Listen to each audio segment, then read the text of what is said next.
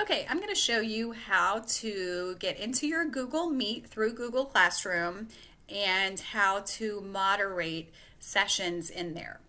So here I am in my Google Classroom. I've made my link visible to students. Again, remember that students cannot go into this meeting unless I'm in there first. So even if you keep that link visible, they won't be able to get in unless you're in there first. So I'm going to go in. I'm going to click Join Now, and here I am in the meeting. It's not letting me do video because I'm sharing my screen right now, but here I am, and I'm waiting for my students to appear.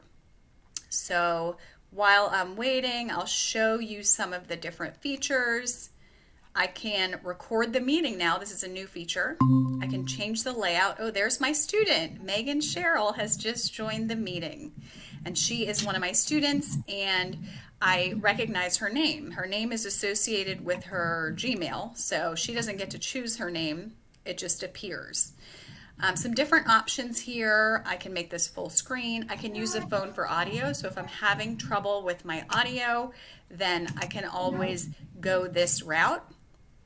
And then in terms of my ability to kind of facilitate and control the meeting, if I click on the attendee list, the participant list, you'll see here that I have the ability to pin Megan if I want. So if I want her to be highlighted on the screen, I can do that. I can mute her, and I'll get this message and I'll say, yes, I want to. Now note that she can unmute herself, so just keep that in mind.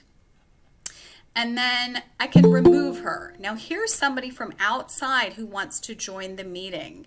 So if somebody from outside wants to join, let's say that one of your students shares the join info, you have control. So you can deny entry to that student. So this student was not, or this person was not allowed to join because I don't know who that is.